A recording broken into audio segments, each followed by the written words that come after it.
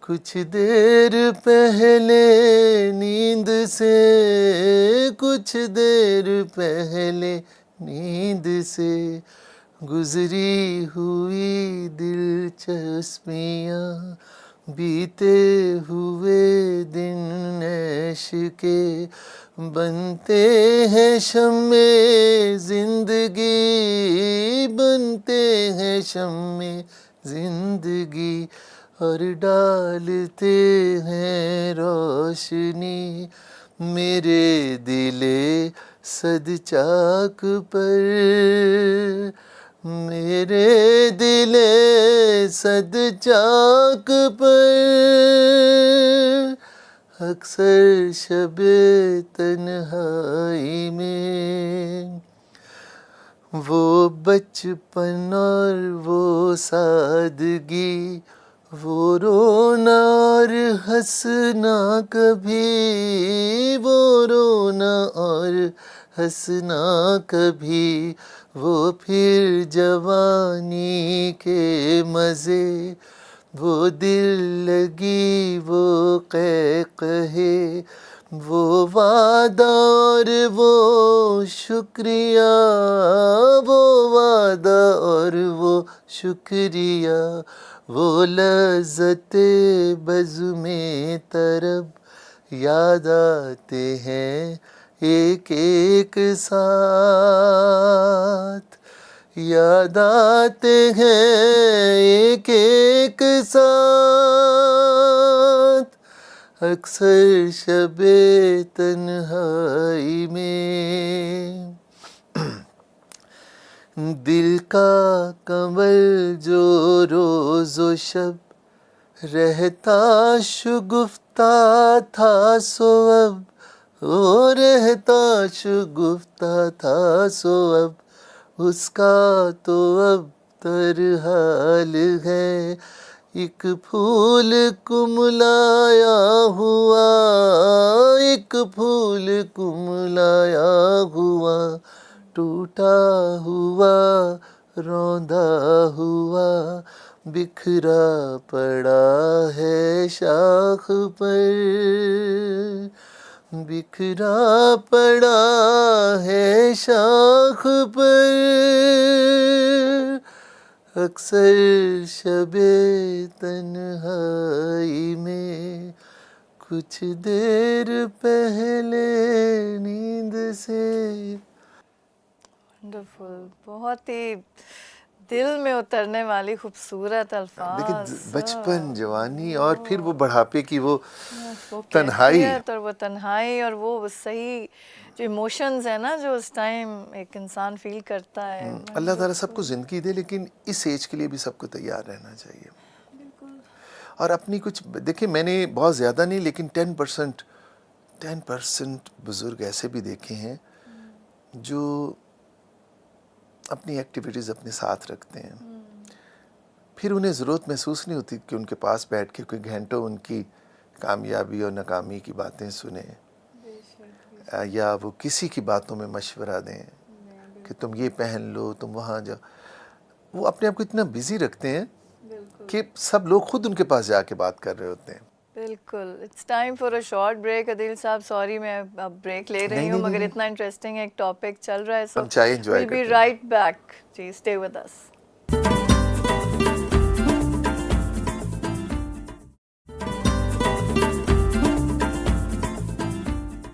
Welcome back ناظرین، ہماری بہت انٹرسٹنگ گفتگو ہو رہی تھی، بلکہ بہت ہی کچھ دل کو صحیح رلانے والی باتیں کر رہے تھے، اور بہت ہی خوبصورت کلام سنایا ہمیں عدیل برکی صاحب نے۔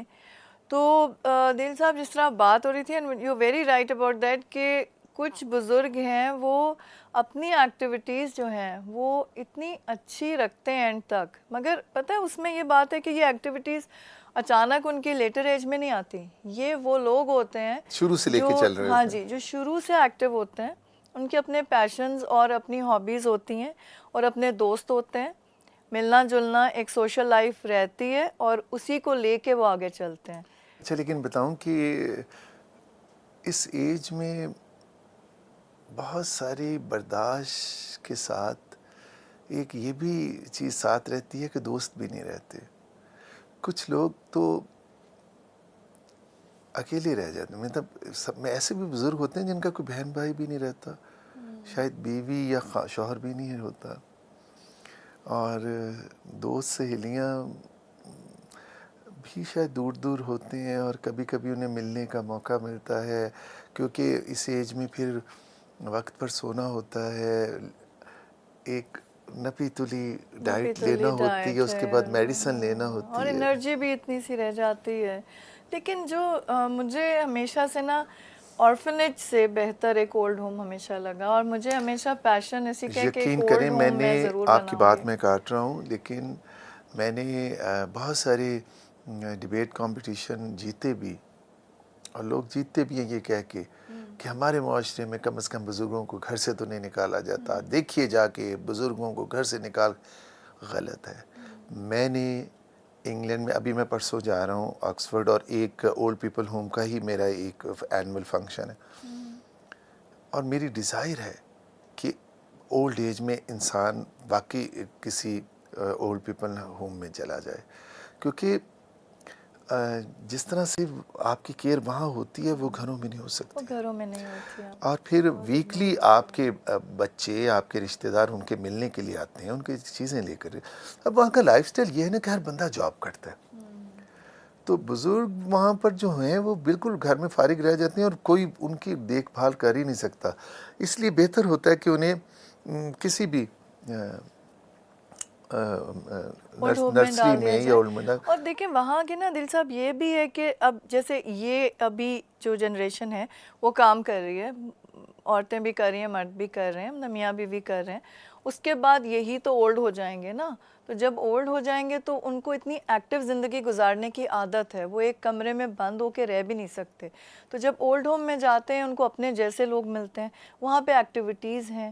وہ مطلب اس طرح تو نہیں ڈال دیتے. یہاں پہ کچھ اولڈ ہومس میں جانے کا اتفاق ہوا تو وہ سمجھتے ہیں کہ اولڈ پیپل کو صرف ایک میڈیکیشن کی ضرورت ہے, جی میڈیکیشن دے دو, ٹائم پہ کھانا دے دو, دیٹ از آل.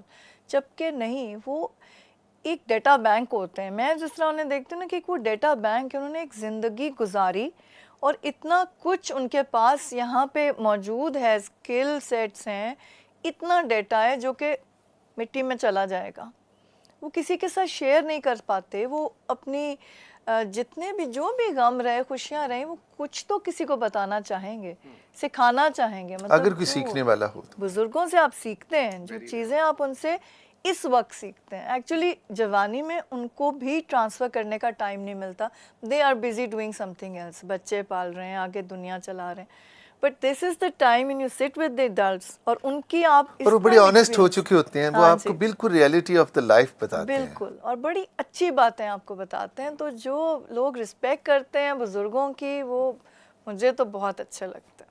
صحیح. تو چلیں جی, coming back to our topic of singing. Musharraf صاحب بھی آپ کے بہت بڑے فین ہیں. مشرف صاحب بہت اپریشیٹ کرتے ہیں آپ کے ہنر کو. آپ نے ان کو کیسا پایا اپنے فین کی صورت میں؟ مشرف صاحب بہت سارے سنگرز کو پسند کرتے ہیں, اور مجھے بھی سراہتے ہیں, اپریشیٹ کرتے ہیں. مجھے نہیں پتا کہ سیاست کے حوالے سے وہ کیسے تھے یا کیا ہیں, میں اس طرف دیکھنا بھی نہیں چاہتا. بینگ اے پرسن ہی از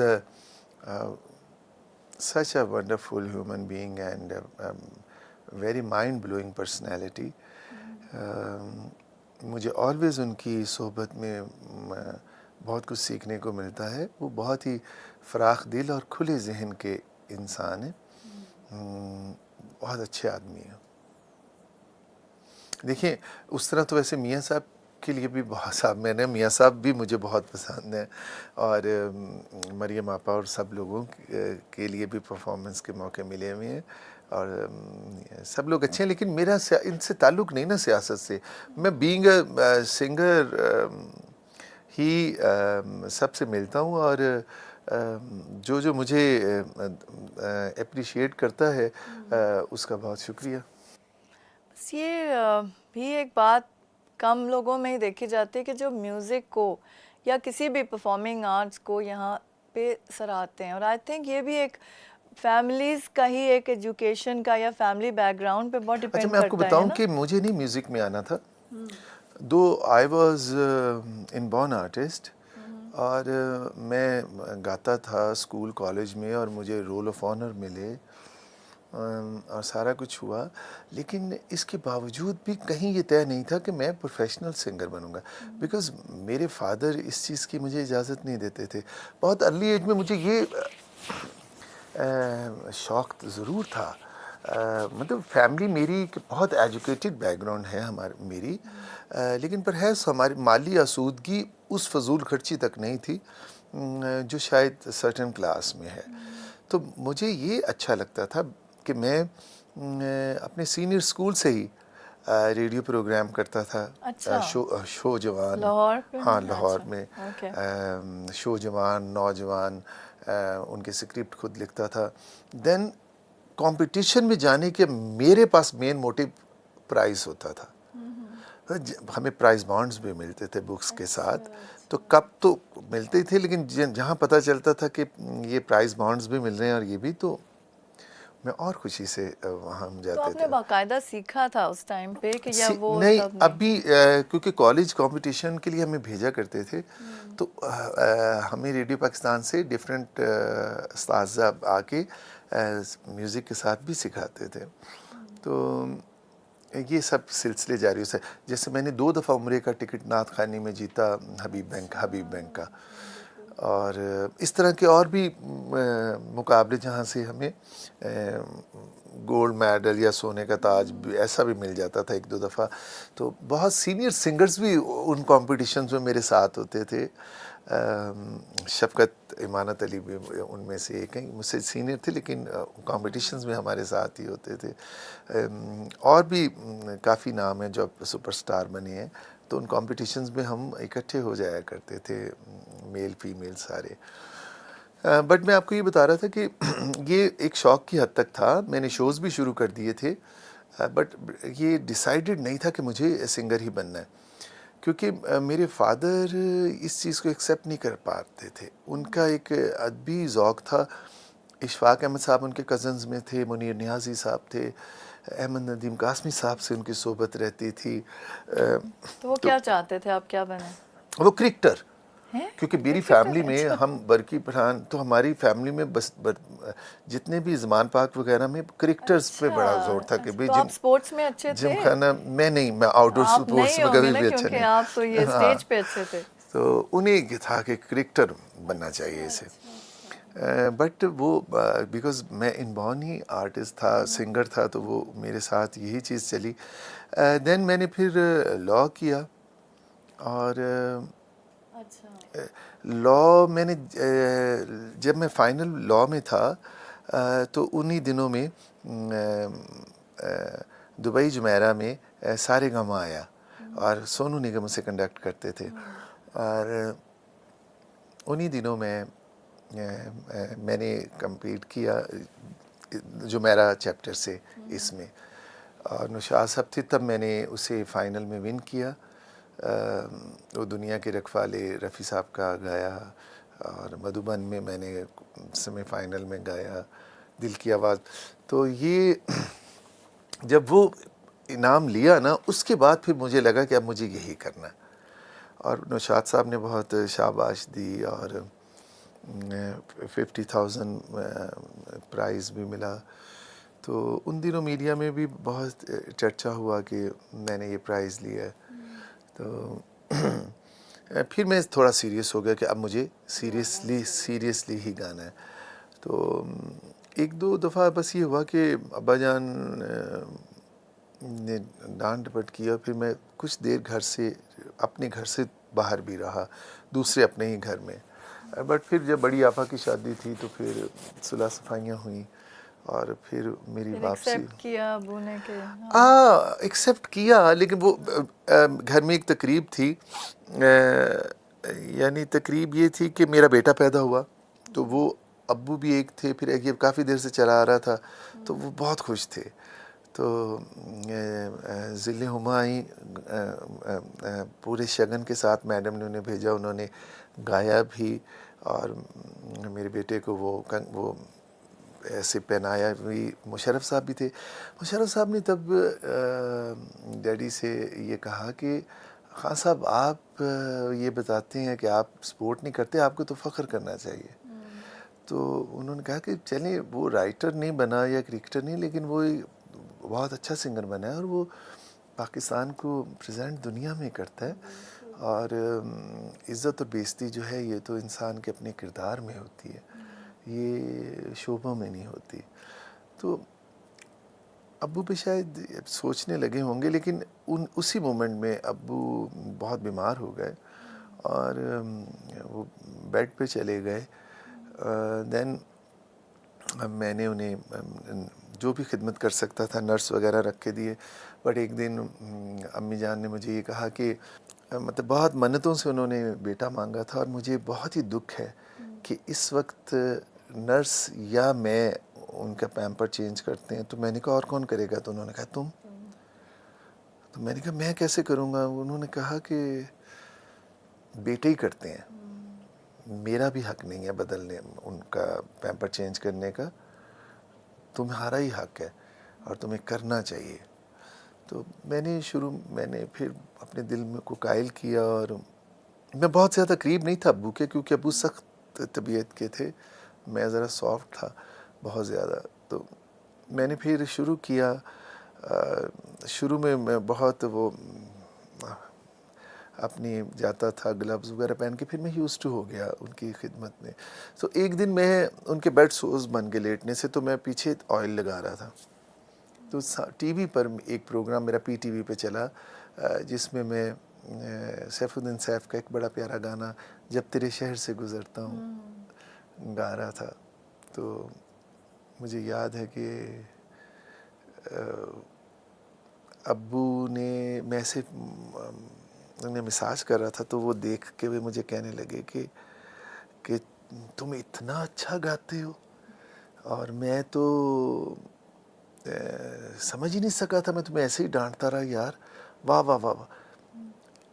ساری زندگی ابو کو ایک یہ بھی شکایت رہتی تھی کہ وہ مجھے جتنا ڈانٹتے تھے نا، میں شاید کھڑا، وہ کہتے تھے یہ روتا نہیں ہے، اتنا ڈھیٹ ہے. ساری زندگی یہ کہتے تھے ڈھیٹ ہے، روتا بھی نہیں ہے. لیکن اس دن میں ایسا رویا جیسے میں نے انہیں کہا کہ پلیز آپ تعریف نہ کریں، یہ گانا بہت برا ہے، اور آپ کے منہ سے مجھے بالکل اچھا نہیں لگ رہا یہ گانا، اور آپ چپ کر جائیں بس. اور اسی طرح ایک واقعہ پھر ان کے ڈیتھ بیڈ پر ہی ہوا کہ میرا بیٹا سلار چھوٹا سا تھا، ابھی کھڑا ہونے کی کوشش کرتا تھا. تو میں پیمپر چینج کر رہا تھا، اور وہ واکر میں ان کے پاس ہی کھڑا ہوا تھا. تو ابو نے کہا کہ اپنے دھیان میں کہ بہت مہربانی یار، میں تمہیں اتنا تنگ کرتا ہوں. جیسے وہ بات مجھے لڑ گئی کہ بہت مہربانی، میں تمہیں تنگ کرتا ہوں. اور اسی وقت میری نظر اپنے بیٹے پہ پڑی، اور میں جھنجھلا کے رہ گیا کہ جس سفر کو آپ ختم کر رہے ہیں میں اسے شروع کرنے جا رہا ہوں، اور آپ کہہ رہے ہیں کہ تیری بڑی مہربانی. آپ نے کتنی دفعہ میرے پیمپر لنگوٹ بدلے ہوں گے. بالکل بے شک. تو میں نے انہیں کہا آپ نے کس چیز کی مہربانی کہی مجھے؟ مطلب زندگی کی عجیب رویوں سے جاتے جاتے ابو نے مجھے روح شناس کروایا، رونا سکھایا مجھے. ابھی بھی جب میں ان کی قبر پہ جاتا ہوں، اچھا یہ دیکھیں کہ ساری زندگی سادگی میں رہے، اتنی کتابوں میں کسی کی انوگریشن نہ کی. تو جب میں قریب گیا نا، تو میں نے کہا کہ ان کی آخری کتاب تھی تحریک پاکستان اور جلندھر. جسٹس جاوید اقبال صاحب جو تھے، ان کی بھی خواہش تھی، نظریہ پاکستان ٹرسٹ سے اس بک نے ریلیز ہونا تھا. تو میں نے کہا کہ ابو آپ میری بات تو مانتے نہیں ہیں. کہتے نہیں میں مانوں گا، تم بتاؤ. تو میں نے کہا اس کی انوگریشن ہم کرتے ہیں. کہتے کسے بلاؤ گے؟ میں نے کہا آپ کی پسند کے سب لوگوں کو بلوائیں گے. کہنے لگے یار کیا؟ میں نے کہا کوئی خود نمائی نہیں، اتنی بکس آپ کی چپ کر کے آ گئی ہیں. ایک کہتے میں نے خورشید محل میں ان کی کروائی، اقبال بانو کو کہتے بلاؤ. اس سے میں نے میڈم کو فون کیا, انہوں نے کہا ہاں میں ضرور آؤں گی, اور انہوں نے کہا میں کوئی پیسہ بھی نہیں لوں گی. اسی طرح انور مقصود صاحب کراچی والے کہنے لگے, پہلے میں نے کہا کہ نعیم بخاری کیونکہ ان کے جاننے والوں میں سے تو میں نے کہا نعیم بخاری صاحب کو, کہتے ہیں نہیں وہ سفید بالوں والوں کو بلاؤ, کراچی والے کو. تو میں نے انور مقصود صاحب کو, تھینک یو ویری مچ انور بھائی, وہ مرتے دم تک مجھے یہ محبتیں یاد رہیں گی. انور مقصود صاحب کو میں نے کہا انور بھائی اپنی ٹکٹ پر آئے, اور ابھی تک انہوں نے مجھ سے 1 روپیہ بھی نہیں اس کا لیا. انور مقصود صاحب آئے, خورشید محل ہال میں تقریب تھی, تقریب سے 1 دن پہلے ابو کی ڈیتھ ہو گئی. اور وہ اتنا, میں بتا رہا ہوں نا, جیسے میں نے کہا کہ ابو زندگی کے بہت ساری نئے رویوں سے مجھے شناسا کر کے گئے ہیں. تو نیشنل ہاسپٹل میں ان کی ڈیتھ ہو گئی, تو ہم انہیں لے کے گھر آئے, تو 12-1 بجے دوپہر سپتمبر کے دن, تو گرمی میں احمد ندیم قاسمی صاحب وائٹ کلر کی سوزوکی پک اپ میں, وہ جو ڈبہ ہوتا ہے نہ, اس میں اے سی نہ کچھ. یہ تو حال ہے ہمارے یہاں کہ اتنے بڑے, اور at the age of 90 at that time, تو 5-6 کتابیں پکڑ کے نا اتر کے گھر میں آ رہے, تو مجھے کہتے ہیں خان صاحب کہاں ہیں, کتاب آ گئی. تو میں نے کہا کہ انکل آئیے. منصورہ بھی ان کے ساتھ تھیں, بہت اچھی تھی منصورہ آپ بھی. تو میں نے بتایا کہ ابو نو مور, تو ایسے انہوں نے بھی سر پکڑ لیا. تو ابھی میں نے کہا کہ اب تو تقریب نہیں کریں گے اب, تو سب نے کہا نہیں تقریب تو کریں گے. پھر ہم نے وہ تقریب کی. اگر بہت دل بھاری ہوگا. ہاں بہت, حسن نثار صاحب بہت اچھا بولے, بشرا رحمان صاحبہ, منو بھائی, منیر نیازی, اشفاق احمد صاحب, بانو قدسیہ, سب لوگ سٹیج لمبا بنا ہوا, بہت بہت اچھا بولے. ابھی بھی میں جب عید شب رات, اچھا میرا یہ کانسیپٹ نہیں تھا, ابو کو بھی یہ یقین نہیں تھا کہ مرنے کے بعد قبروں پہ جانا چاہیے, لیکن جب مجھے ابو کو جب میں نے زیر زمین بھیجا نا, تو جیسے کتنا خوبصورت شعر ہے کہ وہ آج تمہیں زیر زمین دفن کرائے, مجھے زمین پہ چلنا عجیب لگتا ہے. یقین کریں ابو کو اپنے ہاتھوں میں لاحد میں اتارتے ہوئے کامران لشاری صاحب بھی میرے ساتھ تھے اس قبرستان میں. تو زمین پہ چلتے ہوئے ایسے لگے کہ اس کے نیچے ابو ہیں. تو مجھے قبرستان جانا بہت اچھا لگنے لگا, اور قبرستان جا کے پھول ڈالنا اور پانی پھینکنا اپنی تسکین کے لیے. لیکن یقین کریں کہ ہر ایک داغ ہے اس دل پہ بجز داغ ندامت, خدا ندامت کا دکھ کسی کو نہ دے. ابو کی قبر کے آس پاس اکثر میں عید شب رات کو بہت سارے لوگوں کو, بہت سارے ینگسٹرز کو ہچکیوں سے روتا ہوا دیکھتا ہوں. کوئی امی سے معافی مانگ رہا ہوتا ہے اور کوئی ابو سے معافی مانگ رہا ہوتا ہے. میں ان کے پاس چلا جاتا ہوں, میں انہیں گلے سے لگا کے روتا ہوں, لیکن میں اپنے دل میں سوچتا ہوں شکر ہے ابو کہ میرے دل میں کوئی ندامت نہیں کہ میں آپ سے کوئی معافی مانگوں یا میں رہوں. لیکن ابو کی قبر پہ اگر آپ ڈیفینس قبرستان میں جائیں تو سب لوگ مجھے فون کر کے اکثر پوچھتے ہیں کہ یہ کیوں لکھا ہوا ہے. اس کے پیچھے کہانی تھی کہ ابو جب ڈیتھ بیڈ پہ تھے نا, تو مجھے کہنے لگے کہ میں نے کہا ابو کیا میں کروں آپ کے لیے بتائیں. تو کہنے لگے کہ مجھے جلندھر جانا ہے, مجھے ایک دفعہ جلندھر لے چلو, مجھے اپنا گھر دیکھنا ہے, مجھے اپنے بستیوں کے لوگ. میں نے کہا کہ وہ تو نہیں ہوں گے. کہتے مجھے پھر بھی ان گلیوں میں پھرنا ہے. ان دنوں کوئی حالات سازگار نہیں تھے, میں نے ویزے کے لیے اپلائی بھی کیا, اور کیا سننی ابھی جاری تھی ہائی لیول پہ کہ آپ بھیج دیا جائے واگا بارڈر کی طرف سے. تو ابو پھر چلے گئے. تو میں نے ان کی قبر پہ ابھی تک یہ لکھوایا ہوا ہے کہ اے جلندھر کی ہواؤ, اگر کبھی یہاں سے گزرو تو کچھ دیر قیام کرنا, تم نہیں جانتی کہ مرنے والا تمہیں کتنا یاد کرتا تھا. مجھے پورا یقین ہے کہ تم ہم زندہ انسانوں کی طرح ویزے کی محتاج نہیں ہو. یہ میں نے ابو کی قبر پہ لکھوایا کیونکہ میرے ساتھ یہ کرب تھا کہ یہ اپنے اس دیش کو نہیں دیکھ پا رہے جہاں یہ پیدا ہوئے تھے. مگر وہ جا نہیں پائے تھے. نہیں جا پائے. اسی یہی مجھے دکھ ہوا کہ یہ رولز ہم انسانوں نے بنائے ہوئے ہیں بالکل اپنے زندگیوں کو تنگ کرنے کے لیے. یہ ہوائیں، یہ پنچھی ہم سے کتنے خوش نصیب ہیں، کھلی فضا میں تو پھرتے ہیں، انہیں ویزوں کی تو قید نہیں ہے. تو بس یہ زندگی کی یہ خوبصورت میں تو باتیں کہوں گا، انہوں نے زندگی میں اور بہت زیادہ میرے ڈگ کیا. زندگی میں بہت کمپلیکسز تھے، بہت زیادہ دوستوں کے، رشتہ داروں کے، ان کی گاڑیوں کے، ان کی اوریجنل رولکس کے، اوریجنل برانڈڈ کپڑوں کے، شوز کے. مطلب میں ہر چیز رجسٹرڈ کرتا تھا، لیکن ٹھیک ہے میرے والد اتنا افورڈ نہیں کرتے تھے، میری اتنی پاکٹ منی نہیں تھی. تو مجھے وہ دن بھی بہت پیارے لگتے ہیں جب میں انارکلی میں لنڈے کی ریڑھیوں سے جا کے 100-150 میں برانڈڈ پینٹیں ڈھونڈتا تھا. آئی لو دیٹ عدیل. مجھے اس عدیل سے آج بھی پیار ہے. اور اب جب میں نے جیسے آپ سے کہا کہ میں I was just 26 year old جب میں نے ڈیفینس میں اپنا یو بلاک میں 2 کنال کا گھر لیا تھا، اور میں کافی ینگ تھا. اور اس کے بعد یہ سٹیج آئی کہ میں نے، اللہ تعالیٰ نے مجھے گفٹ میں بھی اور اس میں بھی بہت ساری چیزیں ملیں اور وافر مقدار میں آئیں. لیکن اس کے بعد بھی مجھے احساس ہوا کہ یہ بھی کچھ نہیں ہے. یعنی ایک دور تھا کہ جب میرا دل چاہتا تھا کہ میچنگ شوز اور ساکس اور یہ چیزیں بنا کے بندہ جائے اور برانڈڈ اینک بھی ہوئے اور یہ. لیکن کچھ سال سے مجھے اتنی تیاری میں آنے والے لوگ عجیب کمپلیکس اور قابل رحم لگنے لگ جاتے ہیں. ابھی تو یہ عالم ہے کہ نیا شوز لے کے بھی اسے نیچے سے رب کر کے پہننے پہ دل چاہتا ہے کہ کہیں پاؤں اوپر رکھنے سے نظر نہ آئے کہ نیو شوز پہنا ہوا ہے. اور جان بوجھ کے دل چاہتا ہے کہ ایک چیز مس میچ بھی ہونی چاہیے سو دیٹ کیجویلٹی لگے. بالکل اتنا نہ لگے کہ بندہ بہت ہی ٹچن ٹاچ ہو کے. ویسے میں آج آپ کے سامنے تو ٹچن ٹاچ ہو گیا.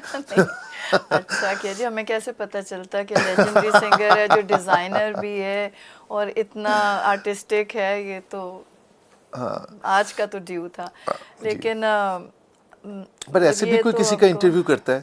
اتنی سچی باتیں آپ نے مجھ سے پوچھنی، نہ آپ نے کوئی روایتی کویسچن کی. نہیں روایتیں، ہم آپ کو جاننا چاہتے تھے کہ آپ کیسے ہیں، آپ کون ہیں. آپ کی فیم کو تو سب اوپر سے دیکھتے ہیں نا، لیکن اندر سے تو ہر کوئی ایک انسان ہے جو اسی طریقے سے محسوس کرتا ہے. وہی زندگیاں گزرتی ہیں، کچھ تشنگی رہ جاتی ہے، کچھ پوری ہو جاتی ہیں آرزویں. لیکن ایک بہت اچھی بات آپ نے یہی کہی کہ اینڈ میں آپ ابو کے ساتھ رہے، آپ نے ان کی خدمت کی. ایون دو کہ آپ کہہ رہے ہیں کہ آپ ان سے اتنے کلوز نہیں تھے، لیکن ان کی دعائیں ہمیشہ آپ کے ساتھ ہی رہیں. اور اینڈ میں جتنی آپ نے دعا کمائی وہ بے شک بہت تھی. تو اب thank you very much. Time پتہ ہی نہیں چلا کس طرح گزرا اس پروگرام کا. اتنی اچھی گفتگو آپ سے رہی اور آپ کا شکریہ بہت ادا کرتے ہیں کہ بہت کیجول طریقے سے اور بہت چیزیں آپ نے اپنی لائف کے بارے میں شیئر کی. پلیزر جی، آپ ہمارے آپ کا بہت شکریہ. ہم سب ٹی وی کا بہت شکریہ. ندیم خان صاحب کا بہت شکریہ. وہ ایک بڑے باپ کی اولاد ہیں، ستار صاحب کی. اور میرا یہ خیال ہے کہ چینل کوئی بھی بڑا چھوٹا نہیں ہوتا. آپ کو ضرورت نہیں ہوتی کہ لاکھوں کا سیٹ لگا کے بہت سپانسرز کے ساتھ آپ شو کریں. آپ ایک بڑا شو سادگی میں بھی کر سکتے ہیں. اور اسکرین پر آنے والا پروگرام معیاری ہونا چاہیے. ضروری نہیں کہ اس کا چینل بہت رچ ہے یا نارمل ہے. سو سب دعائیں آپ لوگوں کے ساتھ ہیں انشاءاللہ. بہت شکریہ جی، بہت شکریہ. بلوانے کا بہت شکریہ اور امید ہے کہ ہم ملتے رہیں گے انشاءاللہ جی. تھینک یو ویری مچ جی. بہت دریا کو کوزے میں بند کرنے کی کوشش کی ہے. اتنی باتیں چل رہی تھیں کہ سلسلہ ختم کرنے کا دل ہی نہیں چاہ رہا تھا. اور امید ہے کہ آپ لوگوں نے بھی اس پروگرام کو اتنا ہی انجوائے کیا ہوگا جتنا میں نے کیا. اگلے ہفتے پھر آپ سے ملاقات ہوتی ہے. اللہ نے کے بعد.